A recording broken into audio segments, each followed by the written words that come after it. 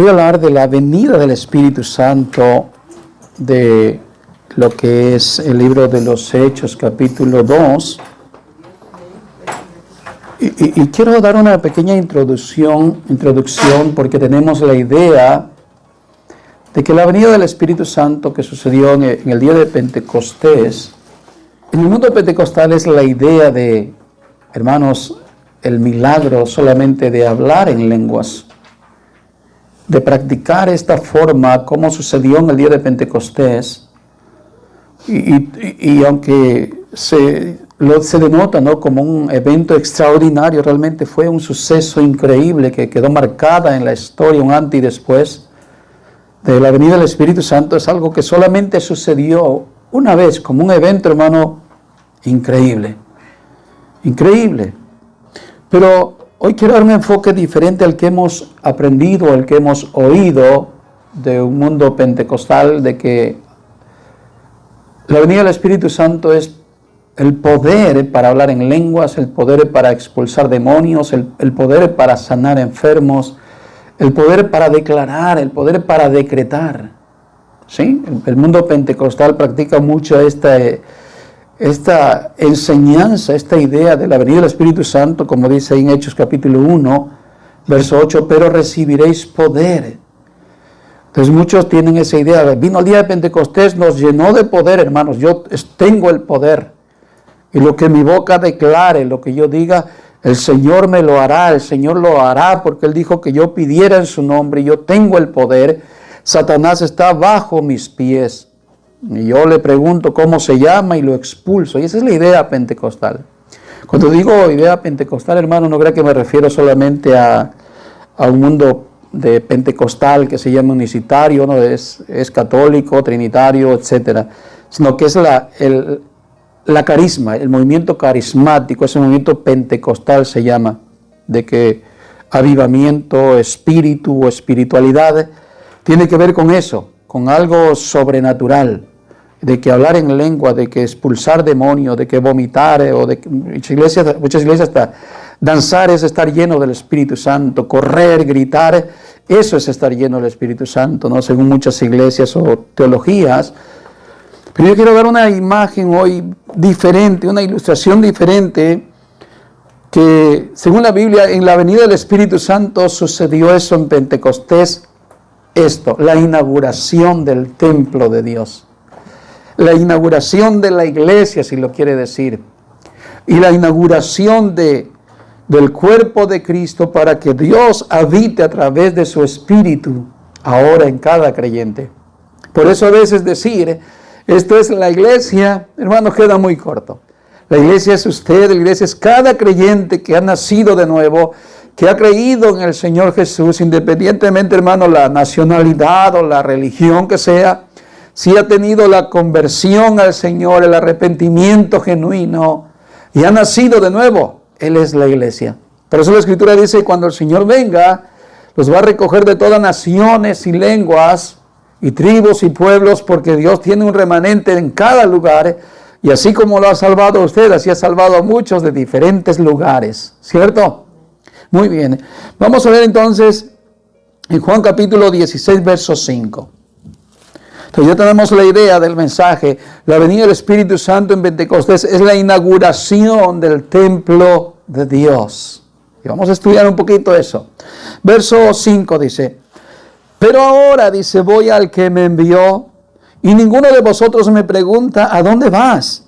Antes, porque os he dicho estas cosas, tristeza ha llenado vuestro corazón. Jesús está hablando de que ya le falta poco tiempo por estar aquí con los discípulos físicamente, y Él les dice esto, que Él se irá, que Él ya no estará más con ellos, y nadie le pregunta, ¿a dónde vas? ¿Por qué? Porque ha caído una gran tristeza. Imagínate, ellos están súper contentos de que Jesús está siempre con ellos y de repente les dice que ya no va a estar con ellos, que se va a ir y que ninguno le pregunta a dónde va. Esta explicación es como cuando un padre le promete, mira, el día sábado te voy a llevar a la playa. Un niño se la cree, un niño está bien emocionado y lo que está esperando es el día que llegue el sábado para que papá y él van a ir a la playa, ¿no? Pero sucede que el sábado hay un cambio. A papá le llaman de la compañía o le surge una emergencia en su trabajo y cancela la ida. ¿Acaso crees que el hijo está interesado en que le dé la explicación al papá de qué es lo que va a hacer? ¿Crees que está interesado en eso? El niño está esperando que le diga que va a ir con él, no que le diga una razón por qué no pudo ir. Igualmente los discípulos no están interesados de que Jesús se vaya, sino más bien de que permanezca con ellos. A lo cual Jesús le dice por eso, pero ahora voy al que me envió y ninguno de vosotros me pregunta, ¿a dónde vas? O sea que en realidad no quieren saber, es una pregunta sin respuesta, es como diciendo, no quiero saber, porque no quisiera que te fueras. ¿Se entiende?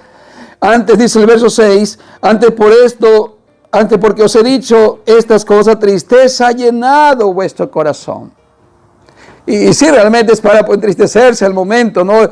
Jesús ya no va a estar con nosotros, pero es ahí la falta todavía de entendimiento de los discípulos, por lo cual iba a ser mejor que Jesús se fuera para que entonces viniera el Consolador, viniera el Espíritu Santo de Dios. Verso 7.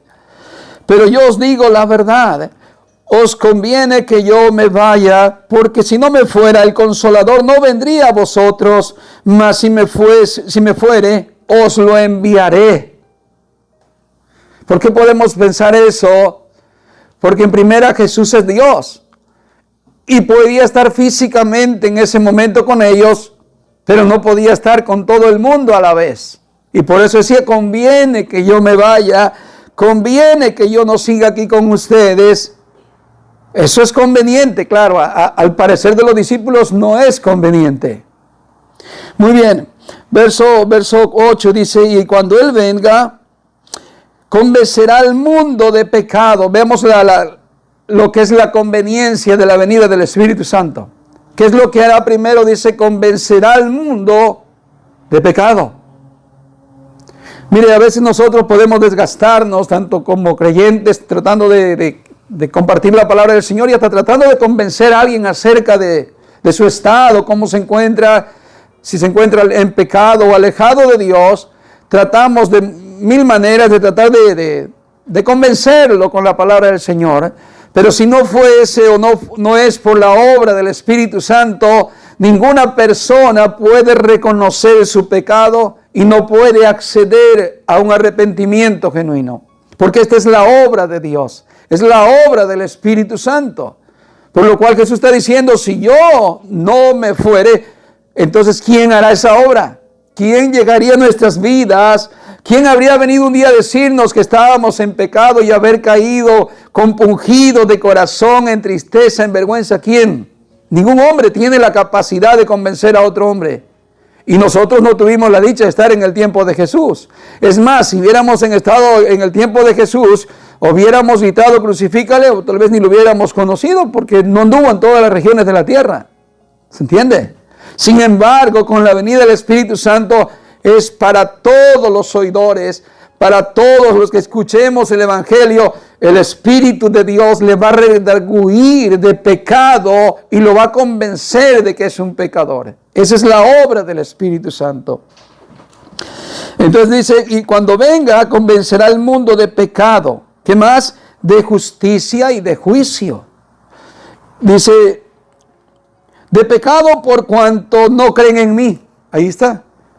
Fue rechazado Jesús como el Mesías, como el verdadero Mesías. Hasta hoy en día mucha gente todavía no alcanza a creer que Jesús es el Mesías. Cuando convence a alguien incrédulo, a alguien que no es ateo, pero es incrédulo en Jesús, cuando lo convence, entonces viene a ser un creyente. Pero antes era un pecador por no creer en Jesús. Creía de otras maneras. Creía que se salvaría de otros caminos, pero no a través de Cristo, no a través de Jesús. Entonces, de pecado dice por cuanto no creen en mí. Verso 10. De justicia por cuanto voy al Padre y no me veréis más. ¿Sí? De justicia dice. Ahora, y de juicio por cuanto el príncipe de este mundo ha sido ya juzgado. ¿Qué vemos ahí? Muchos pensamos a veces, hermanos, que fue algo solamente cumplir la voluntad del Señor, que Cristo muriera en la cruz. Pero en realidad lo que sucedió es que Cristo venció a nuestro adversario Satanás, venció a la muerte. Dice que tomando todas aquellas leyes que estaban en contra de nosotros, los tomó y los exhibió públicamente para demostrar que Él había vencido en la cruz, para que hoy todo aquel que crea en Él tiene una vida eterna. En realidad lo que hizo Jesús es que avergonzó a Satanás, lo derrotó en la cruz del Calvario, porque Él era el que nos denunciaba como pecadores ante Dios. Sin embargo, ahora cuando creemos en Jesús, que dice en Romanos, ninguna condenación hay pues para los que están en Cristo Jesús, los que no andan conforme a la carne, sino conforme al Espíritu. Que está hablando de ahí, de que es andar conforme a la carne, es que es un inconverso. Mientras cuando ya es convertido, ya es un hijo de Dios, no hay ninguna condenación. Y aun cuando cometo alguna falta, algún pecado, ¿por qué? Porque Dios te mira totalmente limpio. Dios te mira totalmente, a ti te mira, pero sin ninguna tacha, sin ninguna maldad. Porque está viendo a Jesús delante de ti. Jesús está primero enfrente de ti. Dios no mira tu pecado, ya no mira tu maldad, ya no mira tu negación o tus dudas o tus faltas. Lo que Dios está mirando es limpieza. Lo que mira es total vida correcta delante de ti. No porque tú la hagas o yo la haga, sino porque Cristo la hizo. Por eso ninguna condenación hay. ¿Por qué? Porque Jesús, quien murió y vivió por nosotros, totalmente sin mancha y sin pecado, y al morir en la cruz, venció a Satanás, venció a la muerte y a todo lo que estaba en contra de nosotros. Fue lo que hizo Jesús en la cruz. Dijo, el príncipe de este mundo ha sido ya enjuiciado, cuando estaba también ahí a punto de morir en la cruz. Ahora, verso 12 dice, aún tengo muchas cosas que deciros, pero ahora no las podéis sobrellevar. Pero cuando venga el Espíritu de verdad, Él os guiará toda la verdad, porque no hablará por su propia cuenta, sino que hablará de todo lo que oyere, y os hará saber las cosas que habrán de venir. Esto va a ser algo excepcional, es solamente para los discípulos. Mire esta escritura. Pero cuando venga el Espíritu de verdad, Él os guiará toda verdad. ¿Qué sucedió aquí? ¿Por qué le dijo esto Jesús a los discípulos? Porque faltaba por escribir el Nuevo Testamento. Hoy hay gente que cree que de alguna manera Dios te va a guiar a ti por diferentes razones o caminos. Dios me va a guiar por el camino, la verdad y justicia. Creemos o hablamos así muchas veces. Pero este texto es para los apóstoles. ¿Por qué? Porque ellos fueron inspirados por el Espíritu Santo. ¿Para qué? Para completar la Biblia. Y era necesario que el Espíritu de Dios les hablase a ellos, le dirigiese a ellos, les recordase las cosas que estaban escritas proféticamente y que escribieran las que faltaran por escribir. ¿Qué dice la Escritura? En 1 Timoteo, ¿no? 4 y algo. Que toda la palabra es divinamente inspirada por Dios. Toda. ¿Pero quién la escribieron? Los apóstoles. ¿Por qué? Porque ellos se les dio esto, pero cuando venga el Espíritu de verdad, ¿qué dice? Él os guiará toda la verdad. Él. Ahora nosotros, ¿cómo somos guiados por la verdad o hacia la verdad? Por medio de la palabra, porque esta es la verdad. Ellos escribieron la verdad. Pero no nosotros ya no somos guiados como ellos fueron por medio del Espíritu Santo a escribir. Hoy la Biblia ya está cerrada. Apocalipsis está cerrado, la Biblia está completa. Ni se le debe de añadir, ni se le debe de quitar. Digo, porque hay gente que toma esta palabra, oh, el Señor me está guiando. ¿Y cómo? Oh, tuve un sueño, tuve una visión. Me fui al tercer cielo, fui al infierno, estuve hablando con Satanás, estuve hablando con Cristo, estuve hablando con la Virgen María, etcétera. Y la gente piensa que este es el medio de cómo Dios te va a guiar por medio del Espíritu. Pero no. La guianza que tenemos nosotros es a través de la palabra de Dios, que es la verdad, que ya está escrita, está plasmada. Por eso el apóstol Pedro dijo, tenemos la palabra más segura, la palabra profética, la cual es confiable, es segura, como un ancla que está anclado para que no nos podamos mover de ella. Muy bien, así es que dice, porque no hablará por su propia cuenta, sino que hablará todo lo que oyere y os hará saber las cosas que habrán de venir. ¿Sí? Él me glorificará porque tomará de lo mío y os lo hará saber. Todo lo que tiene el Padre es mío, por esto dije que tomará de lo mío y os lo hará saber. ¿Se recuerdan que cuando Jesús vino dijo también lo mismo? Yo no hablo por mi propia cuenta. ¿Se acuerda que él dijo lo mismo? Sino que hablo lo que el Padre me ha dicho que hablase. Lo mismo es el Espíritu Santo. ¿Qué me está queriendo decir? Que solamente que Cristo es Dios, el Padre es Dios y el Espíritu Santo es Dios, y que ambos están completando totalmente la misma historia. No son tres dioses, sino que ambos están, si se podría decir, cumpliendo una labor. Cristo, cuando vino, cumplió una labor de ese Dios manifestado en carne. El Espíritu Santo está cumpliendo esa labor de un Dios invisible, de un Dios que trae la regeneración al hombre, que cambia el corazón del hombre, que cambia la mente del hombre, que lo confronta, que lo hace sentir triste, que lo hace sentir culpable, para luego darle un arrepentimiento para salvación.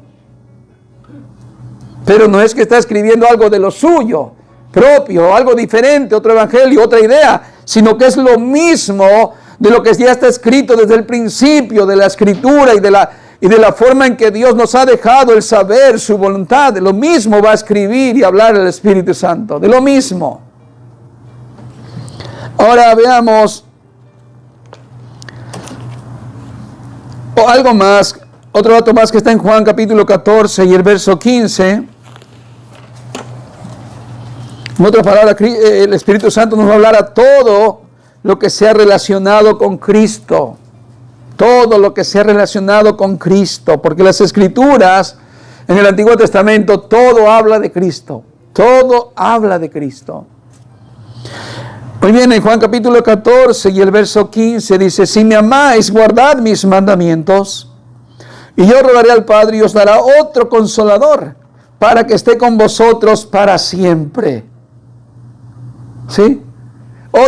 Seguro ellos estaban bien placenteramente contentos con Jesús, ¿no? ¿No se imagina usted haber estado con Jesús? ¿Qué alegría hubiera tenido? ¿Sí o no, hermanos? Se estaría pero gozoso y dice: Señor, de aquí no nos vamos, como dijo Pedro, hagamos una ramada para ti, otra para Elías y otra para Moisés, y de paso algunas hasta para mí, para quedarme ahí contigo, Señor, todo el tiempo, ¿no? Porque es Dios. Y tú de aquí, Señor, sembramos lo que sea aquí alrededor, pero de aquí no nos vamos, aquí todos juntos. Por la alegría, ¿no? La convivencia con Jesús. Así que ellos estaban muy contentos, pero nuevamente Jesús les está diciendo: yo rogaré al Padre y os dará otro consolador para que esté con vosotros para siempre. El Espíritu de verdad, del cual el mundo no puede recibir, porque no le ve ni le conoce. Pero vosotros le conocéis, porque mora con vosotros y estará en vosotros. Conocían al Espíritu de Dios que ya estaba ahí con ellos. Sí, era Cristo. Era Dios humanado. Dice: porque mora con vosotros, es Cristo, está morando con ellos, pero estará en vosotros y estará en ustedes. Eso fue lo que sucedió en Pentecostés. Cristo ascendió al cielo en una nube 10 días antes, ¿no? Ya estudiamos eso en el libro de los Hechos. Pero el Señor Jesús, cuando ascendió al cielo, estuvo con ellos antes 40 días. Después de haber resucitado, estuvo con ellos de vuelta doctrinando y enseñando, y les recordó la promesa del Espíritu Santo. Les dijo: vosotros seréis bautizados dentro de no muchos días con el Espíritu Santo. Juan bautizó con agua, pero ustedes seréis bautizados con el Espíritu Santo. Por eso les mandó que no saliesen de Jerusalén, que esperasen la promesa. ¿Sí? Y ahí que el Señor les está recordando que habría de venir nuevamente para estar con ellos para siempre. Y esa promesa no solamente es para ellos, sino que también está con nosotros y en nosotros para siempre. Qué lindo. Así es que vemos, hoy estamos entendiendo que la venida del Espíritu Santo no solamente era para estar viendo el evento, tanto de un milagro, de otras acciones que hicieron los apóstoles por el poder que estaba en ellos, sino más bien para una promesa de que Cristo moraría siempre con los creyentes. En la inauguración de la iglesia o del templo de Dios que sucedió ahí, para que ahora cada creyente experimente a Cristo a través del Espíritu Santo. Por eso es que podemos comprender al apóstol Pablo que decía, ya no vivo yo, mas Cristo vive en mí. Cristo mismo. Claro, a través del Espíritu de Dios. A través de ese Espíritu Santo que es invisible, pero que habita en medio de su pueblo. Muy bien. Nos quedamos verso 17. Y el Espíritu de verdad al cual el mundo no le puede recibir. ¿Por qué? Porque no le ven ni le conocen. Está diciendo acerca de los que no creen en Jesús, ¿verdad? ¿Sí? Pero vosotros le conocéis porque mora con vosotros y estará en vosotros. No os dejaré huérfanos, vendré a vosotros. No dejaré huérfanos es como no los dejaré solos. No los dejaré desamparados a su suerte de ahí en adelante, porque no podemos solos. Dios sabe que no podemos solos. ¿Quién puede solo para resistir todo lo que hay en el mundo? ¿Quién puede resistir, hermanos? Nadie. Si no fuese por la ayuda de Dios, la ayuda del Espíritu Santo, nadie podría resistir ni las tentaciones, ni las dificultades que se pueden afrontar como cristianos. Y eso vimos en el estudio de los Hechos, cuando el apóstol Pedro ya queda lleno del Espíritu Santo y ahora resiste. Y ahora tiene valentía, tiene osadía, tiene denuedo. Un hombre que días atrás era un cobarde, era uno que negó a Jesús, o era uno que hasta maldijo con tal de que no reconocieran que era de los de Jesús. Pero ahora lo vemos después de que siendo el Espíritu de Dios con valentía, con osadía, afrentando a aquellos que lo querían encarcelar o lo encarcelaron, lo azotaron, le amenazaron. Y vemos la diferencia de lo que es ahora el Espíritu de Dios morando en el creyente. Nosotros lo hemos experimentado, ¿no? Cuando recién nos convertimos al Señor, lo que se nos hacía muy difícil dejar por nuestra propia fuerza. El que tenía un amante, tenía el alcoholismo, tenía la costumbre de robar, de hacer lo que sea, de mentir. Cuando vino la conversión, la entrega a Dios, el Espíritu de Dios, de repente sucedió que dejamos totalmente eso. ¿Por qué? Porque Dios nos dio las fuerzas. Yo sé que hay gente que va a Alcohólicos Anónimos, deja de tomar, pero cuando hablas tú de que ha sido Cristo, hermano, en realidad has experimentado la fuerza de Dios, la ayuda de Dios. ¿Cuánto dicen amén? Muy bien, el verso, nos quedamos verso 19. Todavía un poco y el mundo no me verá más, pero vosotros me veréis, porque yo vivo, vosotros también viviréis. Ahora voy a saltar al verso 23. Respondió Jesús y le dijo, el que me ama mi palabra guardará, y mi Padre le amará, y vendremos a él, y haremos morada en él. Es lo que le decía, que en la inauguración del templo en el día de Pentecostés. Miren lo que Jesús le está hablando antes de que suceda. El que me ama y guarda mis palabras, sucederá esto, que será amado por mi Padre, y yo también le amaré, y vendremos y habitaremos con él. Haremos una morada de él. Y la Biblia dice que nosotros somos el templo del Espíritu Santo. Que Dios habita por eso en medio de su pueblo. No es esto. No, la iglesia no es esto. Este es un cajón, es un building, que es un lugar. Pero la iglesia es el creyente que cree en el Evangelio, que vive en el Evangelio, que se somete a la voluntad de Dios. Muy bien, verso 24. El que no me ama no guarda mis palabras, y la palabra que habéis oído no es mía, sino del Padre que me envió. Os he dicho estas cosas estando con vosotros. Mas el Consolador, el Espíritu Santo, quien el Padre enviará en mi nombre, Él os enseñará todas las cosas y os recordará todo lo que yo os he dicho. La paz os dejo, mi paz os doy.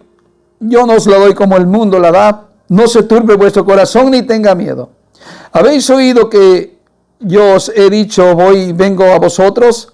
Si me amarais, os habríais regocijado. Porque he dicho, voy al Padre, porque el Padre mayor es que yo. Y ahora os lo he dicho antes que suceda, para que cuando suceda, creáis. Está hablando de que va a ser morada. Está hablando de cuando suceda esto, ellos van a tener una mejor alegría que la que están teniendo ahorita.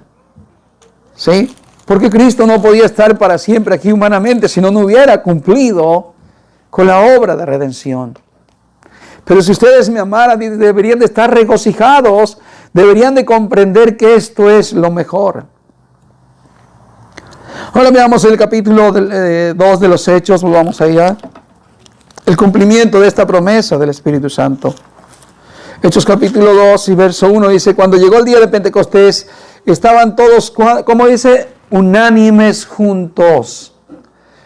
Esto es muy importante, hermanos, que estar unánimes juntos. No lo voy a explicar porque eso es algo para quedarse ahí detenido, pero tiene mucho que ver en el enfoque de estar todos cristocéntricos, todos pensando en lo que es el propósito del Señor. Y en eso estaban ellos ahí esperando, que estaban esperando que llegara el día de Pentecostés. ¿Cuántos días son Pentecostés, hermanos? Son 50 días. Sí, ya lo estudiamos Pentecostés también, que estaba escrito en el libro de Levítico, que después de la celebración de la Pascua, ya sea que cayera miércoles o jueves, el día que cayera, después del día Sabbat, contaréis 7 semanas, que eran 7 por 7, 49, más el día domingo, 50, entonces celebrarías el tiempo, el día de la cosecha, que era Pentecostés. Pero Cristo estuvo con ellos 40 días, ¿no? ¿Cuántos días más esperaron para que viniese esta promesa del Espíritu Santo? 10 días. 10 días estuvieron en una casita sencilla, porque este no era el templo donde sucedió el derramamiento del Espíritu Santo. Muchas veces pensamos que era el templo. No era el templo. Algunos creen que era el aposento alto donde Jesús se reunió para la celebración de la última cena. Otros creen que era la casa de Pedro. Y estudiamos qué significa aposento. También ya lo estudiamos en el estudio. Y ellos estaban ahí en una humilde casa. Y de repente vino un estruendo tan grande que fue notorio y la gente se reunió. Por cientos y miles de gente. Fíjese, increíble, este suceso es algo que marca un antes y un después. Verso 2, y de repente vino del cielo como un viento, dice un estruendo de un viento recio, que soplaba, el cual llenó toda la casa de donde estaban sentados. Era como un viento, ¿sí? Un estruendo como de un viento, no exactamente que era un viento, pero era como cuando tú oyes lo fuerte que se crujen las construcciones, la casa se menea, el edificio se siente que cruje, ¿no? Como cuando hay un viento. Esa fue la idea de cuando vino el Espíritu Santo.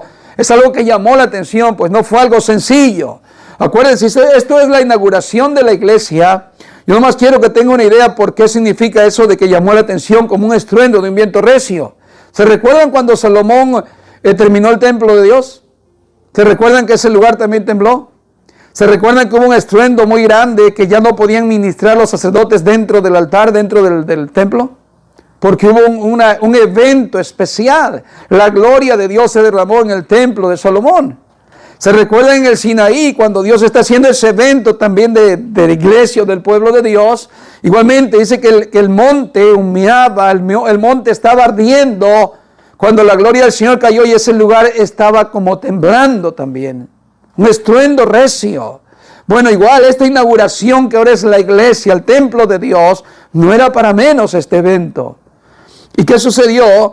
Que cuando estaban ahí, este viento estremeció a todos los que estaban alrededor y los hizo llamar la atención. Bueno, dice que vino ese viento, el cual llenó toda la casa donde estaban todos sentados y se les aparecieron lenguas repartidas como de fuego, asentándose sobre cada uno de ellos. Y fueron todos llenos del Espíritu Santo y comenzaron a hablar en otras lenguas según el Espíritu les daba que hablase. Esto es glorioso. ¿Por qué? Mira la explicación. Hay alguien que dijo que en la abundancia de lenguas está la alabanza a Dios. Escuche esto. En la alabanza de lenguas o lenguajes, idiomas, lo que usted quiera decir, está la alabanza a Dios. Digo porque algo, vamos a ponerlo lógico y natural. Qué lindo es que todos nosotros hablamos aquí inglés o español y cierto lenguaje que ya conocemos, pero imagínate todos los lenguajes del mundo y oír que así se alaba a Dios. Bueno, algo similar está pasando aquí. Que van a hablar, ¿cuántos idiomas, cuántos lenguajes? Según el estudio que tuvimos ahí cuando llegamos a esta parte, son 18 lenguajes. Léalo usted detalladamente, yo hasta lo tengo numerado, 1, 2, 3, 4, 5, 6, 7, 8... Cada lengua que está diciendo que lo que están hablando ahí, 18 idiomas, hermanos. ¿Qué vemos aquí en este contexto? Cuando fueron llenos del Espíritu Santo, comenzaron a hablar en otras lenguas según lo que el Espíritu les daba que hablasen. No es un idioma que practicaron, que fueron hasta la escuela a aprender ese idioma. No, eso es lo extraordinario, que empezaron a hablar en otras lenguas sin saber el lenguaje. Por eso estaban todos atónitos los que escuchaban. ¿Cómo es posible que estén hablando en nuestro propio lenguaje las maravillas de Dios, las alabanzas a Dios, la adoración a Dios, la grandeza de Dios? ¿Cómo es posible? Porque los oímos hablar en nuestra propia lengua, dice, las maravillas de Dios. Eso es lo glorioso. Algunos creen, mire, no es que seamos dogmáticos, pero algunos se preguntan, hermanos, ¿y cuál va a ser el lenguaje allá en el cielo? ¿Va a haber un lenguaje universal? ¿Será? Algunos predicadores, no sé si lo han dicho por broma, dice como el lenguaje español es muy rico, es muy profundo, allá en el cielo se va a hablar español, dicen. Bueno, no hay que ser dogmático, pero yo pienso, no lo pruebo, pero yo pienso que allá en el cielo, con Cristo, en la vida eterna, se van a hablar todos los lenguajes. Cada quien va a hablar en su propio lenguaje a Dios, y será entendido él con Dios. Y nosotros de seguro aprenderemos el lenguaje porque vamos a tener una eternidad para poder aprender el lenguaje. ¿Por qué? Porque miren lo que dice la Escritura en Apocalipsis. Dice que fueron reunidos de todas las naciones, pueblo, lengua y nación, todos aquellos que fueron salvos y que están con vestiduras blancas y que están con palmas en las manos alabando al Señor. ¿Por qué menciona todas las lenguas y tribus? Bueno, porque aquel día probablemente cada quien se va a comunicar a Dios en su propio lenguaje. Porque, nuevamente, vuelvo a repetir esta idea, en la multitud de lenguajes está la adoración a Dios.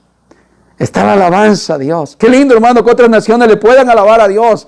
En chino, en mandarín, el que sea, yo que sé, tantos lenguajes que hay en el mundo. Pero imagínate, bueno, aquel día tú que tengas que aprender el mandarín, así, ¿cómo entiendo al hermano que está hablando un mandarín? Bueno, tendrás una eternidad para aprenderlo. Pero sin duda todos vamos a alabar a Dios en muchos lenguajes. Verso 5, veamos esto, mire, porque el mundo pentecostal se queda aquí en el verso 4, y hablaron en lenguas, y hermano, y usted va a ver que Pedro no está en lenguas, está predicando sermones con contexto bíblico, está sacando el Antiguo Testamento, está sacando a Joel, trae a los profetas del Antiguo Testamento, recordando tanto las palabras que están escritas acerca de él como un buen judío, acerca de Jesús. Pedro está recordando todo aquello que está escrito acerca de él, pero también las palabras que Cristo les había dicho. No lo mira hablando en lenguas extrañas a Pedro. Pero el mundo pentecostal se queda aquí diciendo, hermano, estamos en un avivamiento, es el nuevo Pentecostés. Y gloria a Dios, piensa a gritar y excitar a la gente, y hablan lenguas, hermano, que eso es el Espíritu Santo. Y cuando hables en lenguas va a estar lleno el Espíritu Santo. Y se quedaron cortos, no han leído lo que sigue para ver que eran idiomas. Verso 5 dice, moraban entonces en Jerusalén judíos, varones piadosos de todas las naciones bajo el cielo. Y hecho este estruendo, se juntó la multitud y estaban confusos porque cada uno les oía hablar en su propia lengua. Y estaban atónitos y maravillados, diciendo, mirad, ¿no son galileos todos estos que hablan? Sí, lógicamente eso es para mirarse, ¿no? Son mexicanos hablando en otros idiomas. No, pero eran galileos, nadie es de otra nación, pues sí, por eso habla de otra lengua, porque es de otra nación. Todos son galileos. Y Galileo era los más menospreciados también. Menospreciado quiere decir que era una pequeña ciudad. ¿No te decías, de Galilea puede salir algo bueno? ¿De Galilea? Mismo, ¿quién fue el que dijo? Tomás, ¿no? ¿Quién fue? De Galilea, cuando lo fue a buscar Felipe, ven y mira, hemos hallado al Mesías. ¿De dónde es? Es de Galilea. Y de Galilea, de Nazaret, puede salir algo bueno, que es lo mismo, la región de Nazaret. Bueno, quiere decir que eran menospreciados estos hombres también por el bajo estudio. Verso 7, verso 8, ¿cómo pues les oímos nosotros hablar cada uno en nuestra lengua en la que hemos nacido? Esta es la primera, partos, medos, elamitas, y los que habitamos en Mesopotamia, en Judea, en Capadocia, en el Poncio y en Asia, en Frigia, en Panfilia, en Egipto y en todas las regiones de África, más allá de Cirene, romanos aquí residentes, tanto judíos como prosélitos, cretenses y árabes. Le hemos oído hablar en nuestras lenguas las maravillas de Dios, y estaban todos atónitos y perplejos, diciendo unos a otros, ¿qué quiere decir esto? Ahí está. ¿Cuántos lenguajes? Y se entendía, a los oidores se entendía lo que estaban diciendo, mientras que hoy en día, pero aquí cuando hablaban ellos, era entendible a los oidores las maravillas de Dios que estaban hablando. Claro, hay quienes, hermanos, no van a... miren, aquí va la necedad del necio. Miren lo que dice. Dice, y estaban atónitos y perplejos diciendo nosotros, ¿qué quiere decir? Esto es como los que quieren investigar, ¿qué quiere decir esto? Queremos saber. ¿Qué quiere decir, hermanos? Explíquenos, por favor. O gente, a ver, cuéntenos qué sucedió aquí. Pero hay otros, miren los incrédulos, mas otros burlando decían, están llenos de mozos, están bien borrachos. Mire lo que es una ridiculez. El incrédulo siempre va a buscar como algo para decir, aunque sea una ridiculez, porque esto es una ridiculez. ¿Qué están diciendo? ¿Están llenos de qué? Están borrachos. ¿Y es la hora qué? Las 9 de la mañana. Pero el incrédulo siempre va a decir alguna ridiculez con tal de no creer en Dios. ¿Ha oído usted gente así que dice cualquier tontería por tal de no creer en Dios? Esto es una ridiculez, es el absurdo del incrédulo. Bueno, tal vez hoy en día, hermano, usted puede decir, no, es que si hay borrachines que hoy a las 9 de la mañana ya están borrachos ya. Pero en aquel tiempo no. En aquel tiempo, mire lo que sucedió, verso 14. Entonces Pedro, poniéndose en pie, alzó la voz y habló diciendo, varones judíos y todos los que habitáis en Jerusalén, esto sea notorio y oíd mis palabras, pues, porque esto no es tan ebrios como vosotros suponéis, puesto que es la hora tercera del día, o sea, 9 de la mañana. Y aquí empieza Pedro a predicar, mira la elocuencia, mira la valentía, y mire lo que es estar allá lleno con el Espíritu de Dios. Mas esto es lo dicho por el profeta Joel. Ahí está, ya empieza a hablar, empieza a predicar. Usted puede estudiar todo su sermón de Pedro más adelantito, cómo los reprende, cómo los inculpa. Le dice, ustedes crucificaron al Mesías.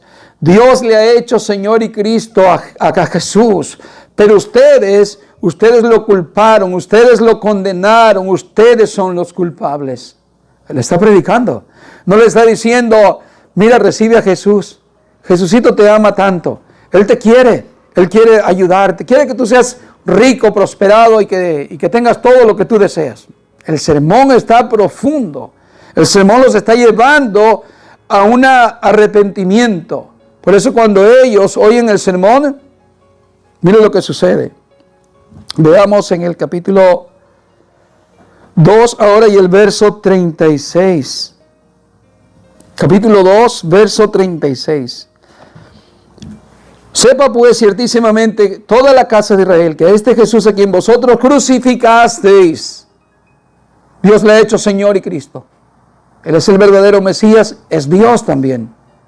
Verso 37, mire el efecto de la predicación, pero mire el efecto de la obra del Espíritu Santo. Pedro no podía, él solo con su fuerza, ni mismo Pedro tenía la conversión completa, ¿no? Antes de que viniera el Espíritu de Dios, ahora lo convenció a Pedro totalmente. Pero mire el efecto de lo que hablamos del Espíritu Santo cuando viniera, convencería al mundo de pecado. ¿Por qué no creyeron en Jesús exactamente lo que ahora van a creer estos hombres? Incluso lo miraron a Jesús físicamente, hermano. Muchos de ellos estaban cuando entró Jesús en la entrada triunfal.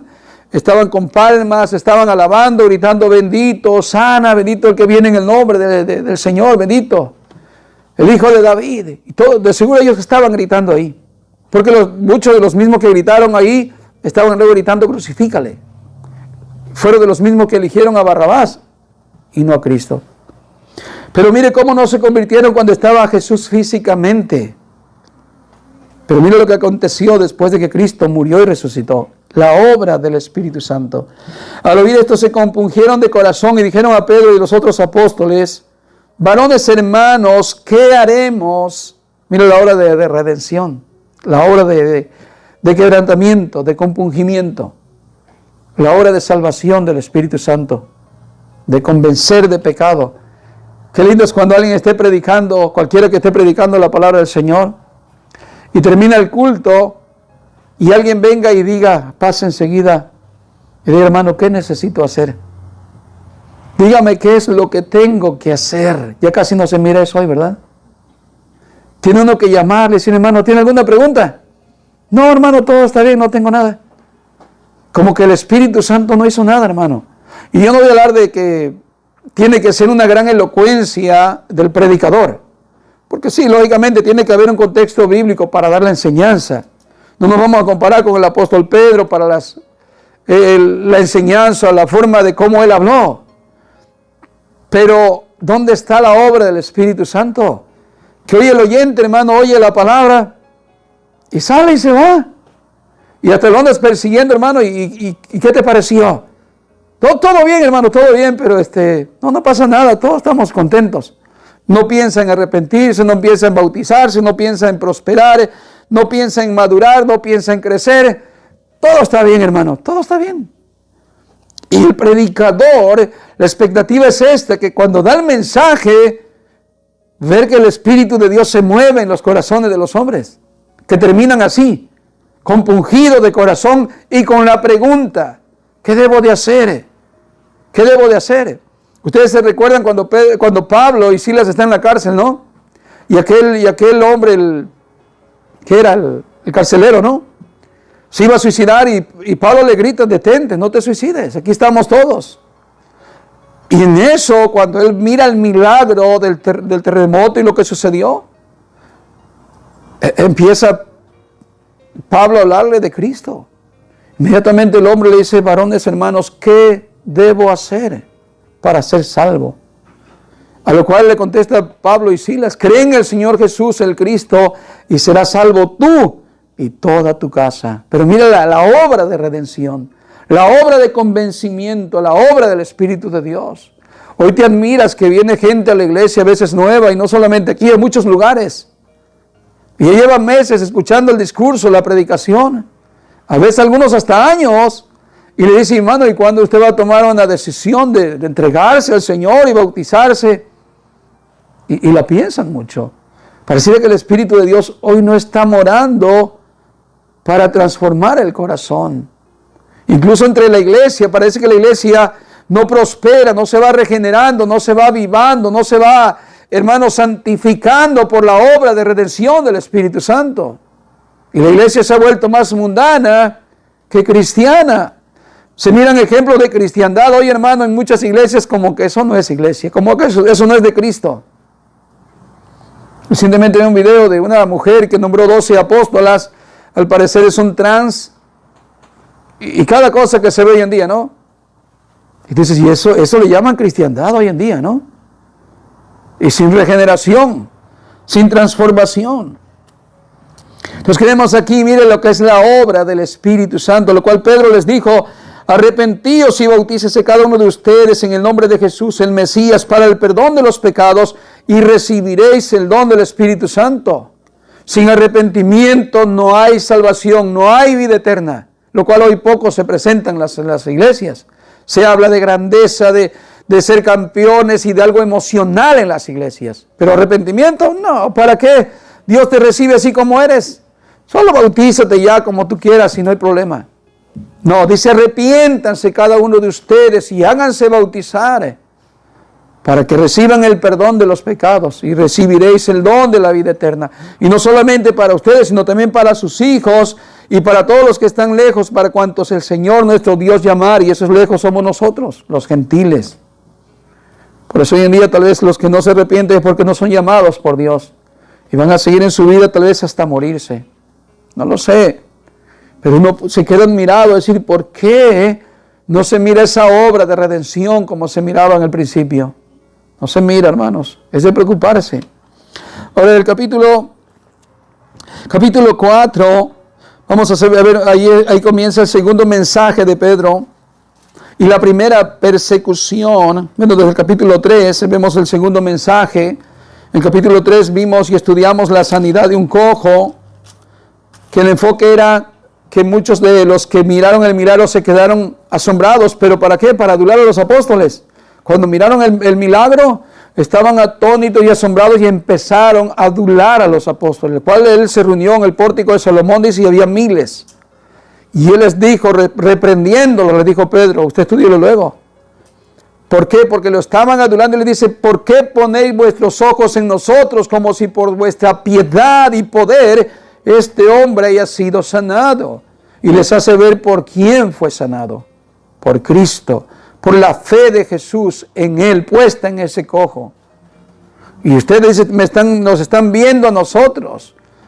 Entonces, ¿qué vemos ahí? Que al estar lleno del Espíritu Santo vas a rechazar la adulación.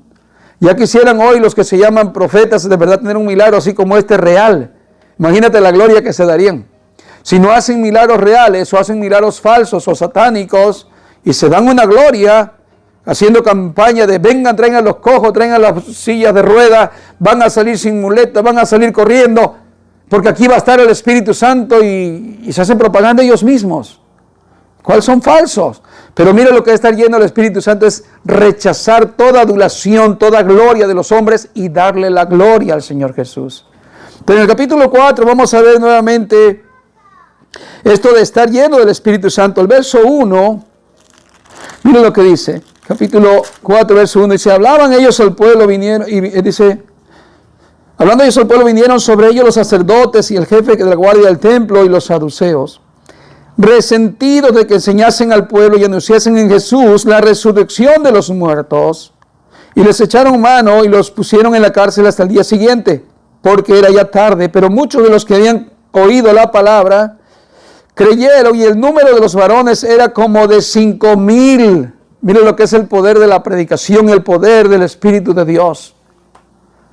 La obra del Espíritu de Dios. Él vendrá y convencerá al mundo ¿de qué?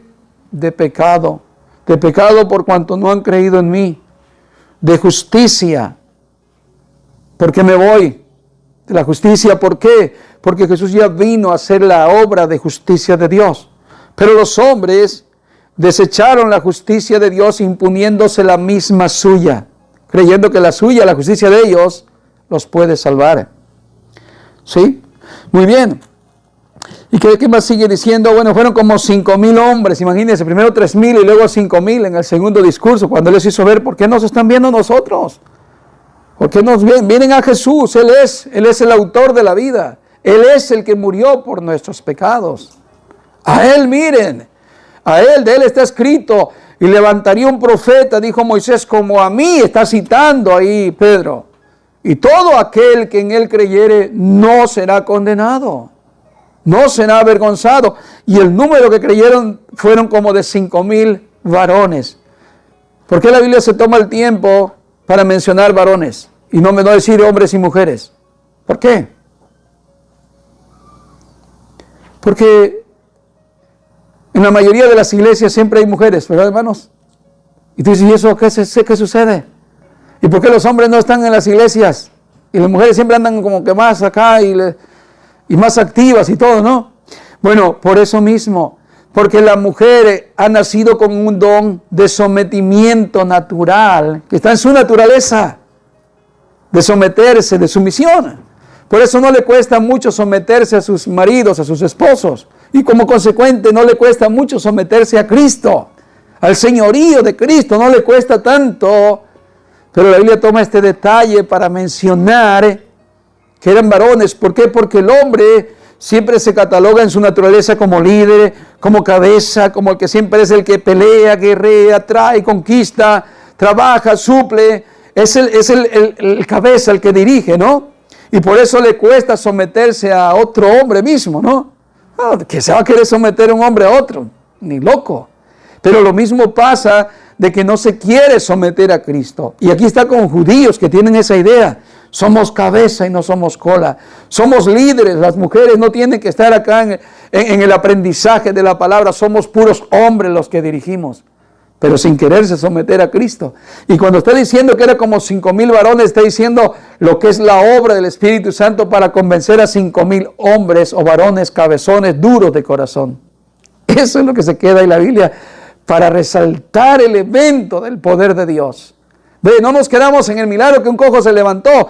Nos vamos viendo el poder de Dios, cómo la gente se convierte, cómo Pedro tiene de nuevo, cómo no tiene miedo ahora, cómo no sale corriendo. Ahí vemos lo que es la venida del Espíritu Santo, que es más resaltante que el milagro. Porque la gente no se convierte por el milagro. Sin embargo, por el Espíritu de Dios, por la palabra del Señor, vemos que se están convirtiendo al Señor.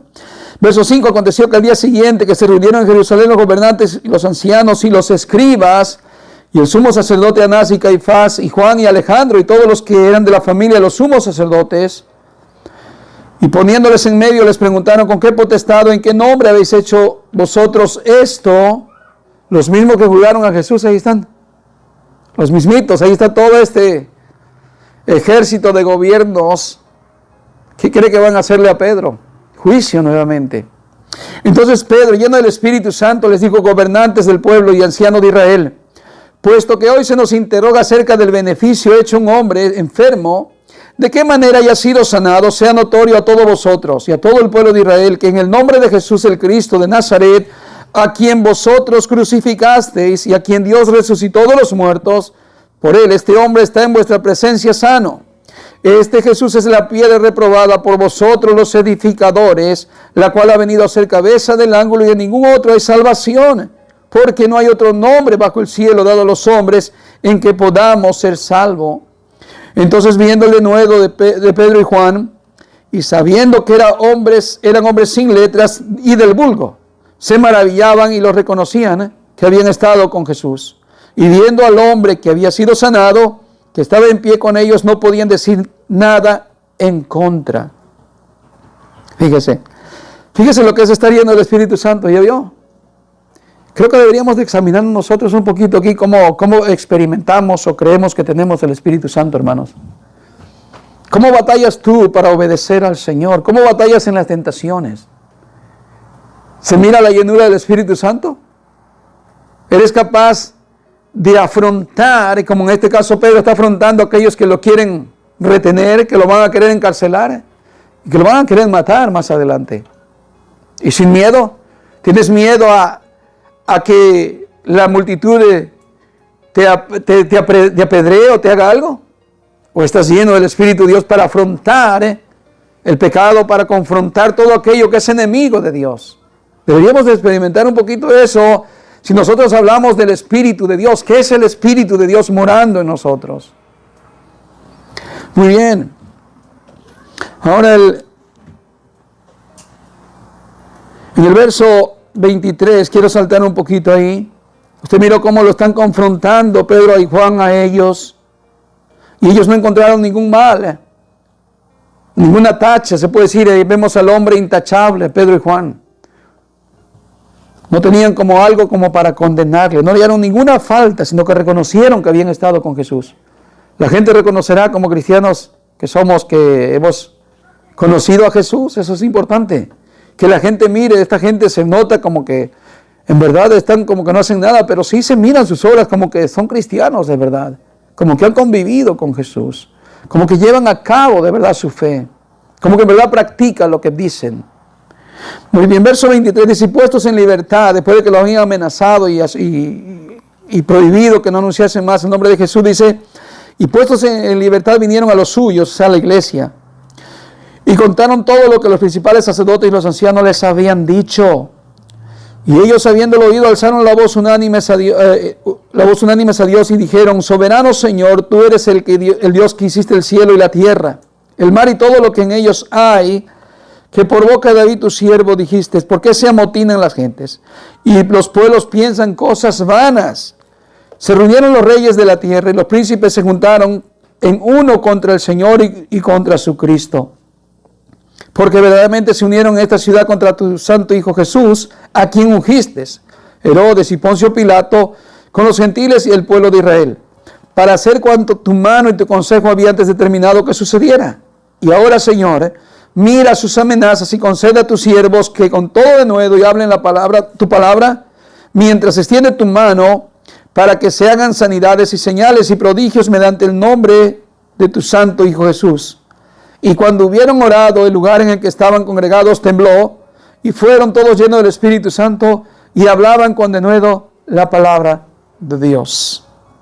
Hasta ahí terminamos. Mira lo que es estar lleno del Espíritu Santo. Mira el enfoque de lo que es unidad. Empezando, arrancamos en el capítulo 2, dice que estaban todos unánimes juntos. Vimos que no se atraen gloria para ellos cuando hay milagros y sanidades. Vimos el denuedo de la predicación, la valentía, la osadía. Y ahora vemos aquí que después de que fueron amenazados y salieron de los que habían retenido, fueron con los suyos, fueron con los hermanos, porque a veces los tuyos no es tu propia familia, ellos no son los tuyos son los hermanos en la fe. Y dice, cuando vinieron a los suyos le contaron todo lo que les habían dicho los sacerdotes. Nos dijeron que no hablemos más de Cristo, nos amenazaron que nos van a encerrar, nos amenazaron que estamos hasta de muerte, arriesgando la vida. De aquí en adelante, hermanos, esto es vital de aquí. Si ustedes quieren renunciar, hermanos, pueden renunciar. Porque de aquí en adelante, hermanos, hay amenazas hasta de muerte. Cristo nos los dijo. Así es que, hermanos, todas estas cosas vamos a afrontar de aquí en adelante. Y la iglesia, cuando oyó esto, no se amedrentó ninguno. Había unidad, había enfoque, había visión. Como dijo ahí en Joel, esto fue dicho por Joel. Y vuestros hijos profetizarán, vuestras hijas. Cuando dice hijas no está diciendo que las mujeres pueden ser pastoras. Profetizar es predicar, las mujeres pueden predicar. No aquí delante del púlpito toda la congregación, pero sí a predicar. Usted puede predicarle el evangelio como mujer a cualquier otra persona. Si está una posibilidad, tiene una oportunidad, lo puede hacer. Lo hizo Priscila y Aquila, ¿no? La mujer de Priscila, junto con su marido, dice que tomaron aparte a Apolo, le enseñaron más correctamente el camino. Porque Apolo no sabía solamente hasta el bautismo de Juan. Pero no significa que porque las mujeres profetizan ya son pastoras. Profetizar tiene que ver con predicar la palabra. Vuestros ancianos soñarán sueños, tendrán visiones. ¿Qué es visiones? Visiones es que tienes esto, acá un punto enfrente, Cristo. Algo cristocéntrico, ya tienes un enfoque, ya no estás como a la deriva, no sabes ni nada de las cosas de Dios, sino que tienes un enfoque. Eso es visión, un visionario, un propósito, un conocimiento, un entendimiento, un foco hacia dónde vas. Tienes visión, visiones. Ahora vemos acá entonces que ellos, después de que se reúnen, empiezan a orar. Pero la oración fue unánime, la oración no fue de cada quien va a hablar diferentes lenguas y que nadie se entiende. No, miren lo que es la unidad. El verso 24 dice, ellos habiendo oído, alzaron la voz, o alzaron unánimes la voz a Dios, diciendo, soberano Señor, soberano, Él es el soberano de toda la tierra. Dios tiene en sus manos todas las cosas. Así le están orando al Señor. Que por boca de David te dijiste, ¿por qué se amotinan las gentes? La gente, la multitud se amotina para estar en contra de Dios, en contra de Jesús. Están exponiendo, ¿por qué están orando? Por un propósito, hay por qué orar. Mientras que nosotros como cristianos, cada quien tenemos nuestra oración individual, pido por esto, quiero el negocio, quiero la casa, quiero un carro, quiero esto, quiero una esposa, quiero un marido. Y la Biblia nos habla de un enfoque de unidad cristocéntrico, de orar con propósito, de cuando hay milagro, incluso el milagro no es el enfoque para llamar la atención, es la consecuencia o una oportunidad para predicar la palabra de Dios. Ese es el enfoque del Espíritu de Dios, cómo nos revela qué es estar lleno del Espíritu de Dios. Y estos hombres, todos juntos, que se habían convertido al Señor, no sé cuánta multitud había, pero dice que empezaron a orar de esa manera. Y que luego dijeron, mira pues las amenazas y concede a tus siervos, la amenaza pero contra Jesús, porque ellos en realidad el que odiaban era Jesús. La gente odia a Jesús. Pero concede, mira la petición, y concede a tus siervos que con denuedo hablen tu palabra. Eso es lo que nosotros deberíamos de pedir, denuedo, valentía, osadía, para decirnos que estamos llenos del Espíritu Santo. Y mientras extiendes tu mano para que se hagan sanidades y señales y prodigios mediante el nombre de tu Santo Hijo Jesús. Hoy señales serían no tanto físicas, pero ver un paralítico, una persona que lleva años arrastrándose en una vida pecaminosa, de repente lo mires aquí como el cojo, corriendo, alegre y feliz, glorificando al Señor. Puede ser hasta un familiar tuyo, un familiar mío, que tú digas, esa persona yo pensé que ya nunca se iba a levantar. Pero un día Cristo llegó y lo levantó. No te vayas tanto con los milagros físicos. Piensa en el milagro espiritual, de un nacimiento nuevo, de una conversión genuina.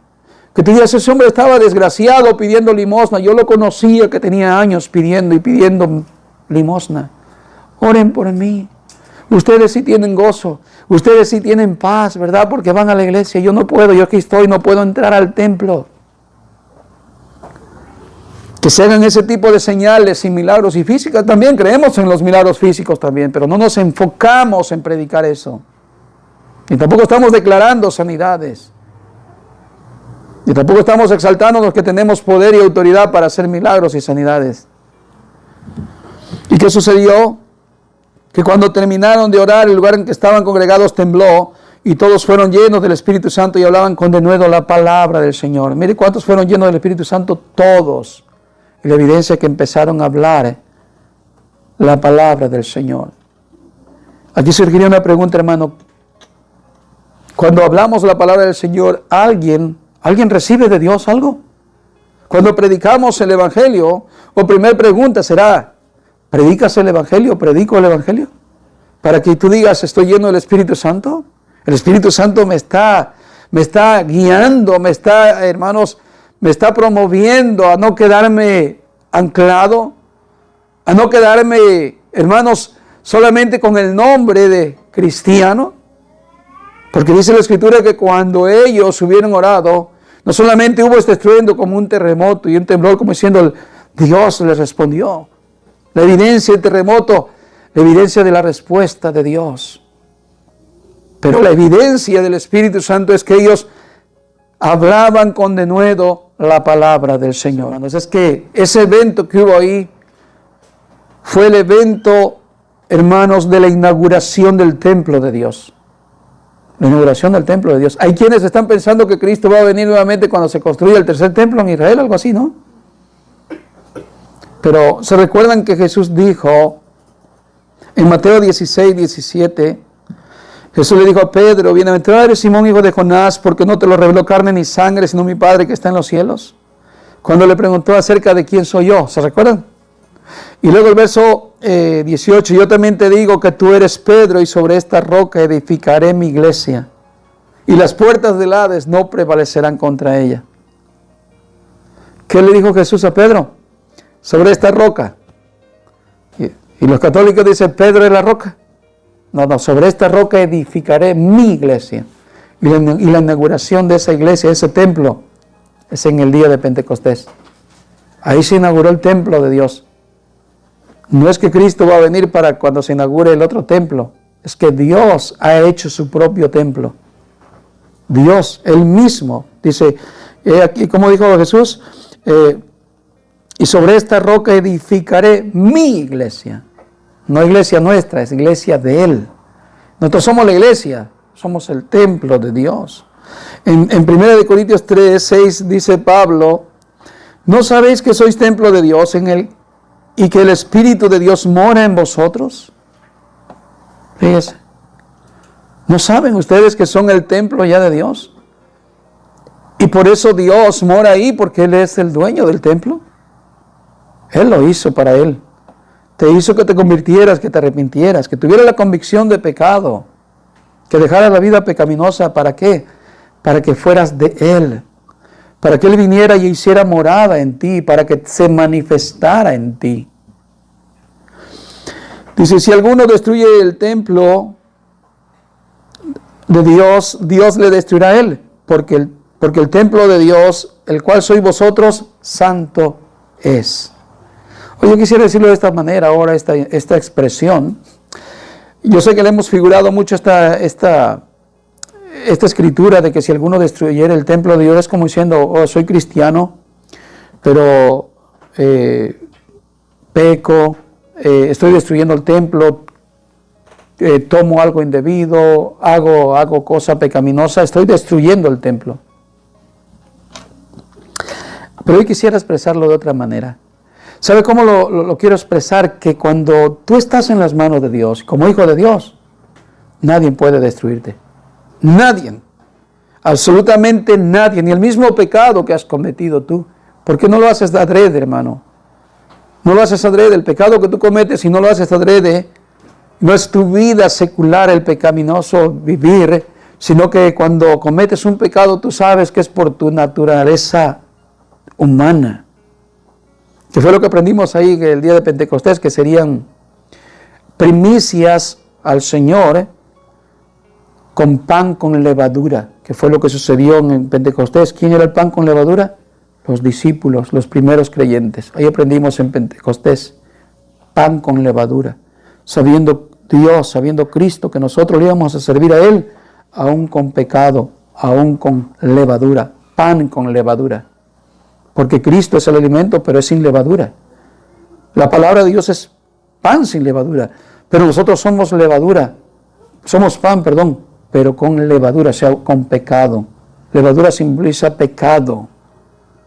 Pero Dios nos está queriendo decir aquí, mira, que cualquiera que destruya el templo, queriendo decir cualquiera que quiera destruir la iglesia de Dios, cualquiera que se meta con la iglesia de Dios, Dios pelea por la iglesia, Dios le destruirá a él. Sabes, tú no puedes perder tu salvación por tu pecado, hermano. No. Si tú eres salvo, Dios te regaló la salvación y no puedes perderte.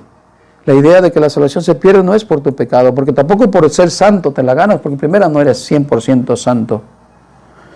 Pero esta escritura me da la idea de que, hermanos, cualquiera que quiera destruir el templo de Dios, y yo me acuerdo de los ataques a la iglesia, hermano, desde el comienzo hasta hoy en día.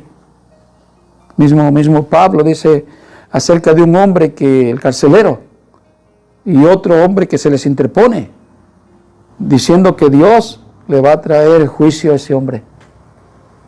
Porque no hay quien se pueda poner contra la iglesia y destruirla. Porque es Dios quien cuida de su iglesia. Así cualquiera que quiera destruir la iglesia, Dios le destruirá a él. Así es, hermanos. ¿Por qué? Porque nosotros somos templo de Dios. Esta es la única iglesia del Dios vivo.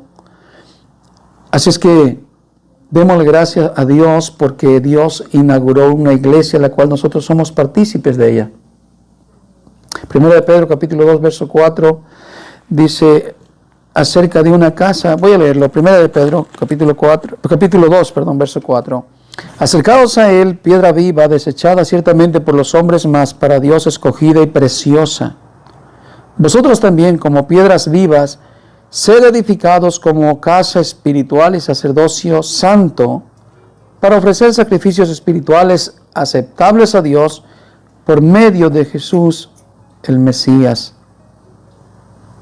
Por lo cual también contiene la escritura: he aquí pongo en Sión la piedra principal del ángulo, escogida, preciosa, y el que creyere en él no será avergonzado. Para vosotros pues los que creéis él es precioso, pero para los que no creen, la piedra que los edificadores desecharon ha venido a ser cabeza del ángulo, y piedra de tropiezo y roca de caer, que hace caer, porque tropiezan en la palabra, siendo desobedientes, a lo cual fueron también destinados. Y ahí sigue diciendo verso 9, mas vosotros sois linaje escogido, real sacerdocio, nación santa, pueblo adquirido por Dios, para que anunciéis las virtudes de aquel que os llamó de las tinieblas a su luz admirable. Vosotros que en otro tiempo no erais pueblo, pero que ahora sois pueblo de Dios, que en otro tiempo no habíais alcanzado misericordia, pero ahora habéis alcanzado misericordia. Hermano, esto no es solamente darles una noticia del conocimiento de la palabra, sino más bien es hacerles saber quién en verdad somos en Dios. Somos la iglesia, hermanos. No somos poca cosa, somos la iglesia del Señor. Mírate como la iglesia, mírate como el templo de Dios. No solamente para ofrecerles sacrificio de alabanza y de adoración y que levantes tus manos y que te humilles ante Dios, pero también para su servicio al Señor. Nuestra vida debe ser un servicio a Dios porque somos un linaje escogido, un pueblo apartado, un pueblo santo, apartado del mundo, apartado de la sociedad pecaminosa. Nuestro estilo de vida, quiero decir, para que nosotros anunciemos las virtudes de Cristo. Para eso fuimos llamados. Y no fue menos lo que hicieron los apóstoles. No fue menos. No fue menos lo que hicieron cada uno de ellos. Y aunque no tratamos de pensar que podemos igualarnos a los apóstoles en ninguna manera, porque ellos tuvieron un maestro, el maestro de maestro. Pero nosotros podemos buscar también el estar llenos de Cristo, del Espíritu de Dios, para servicio a Dios. Oramos.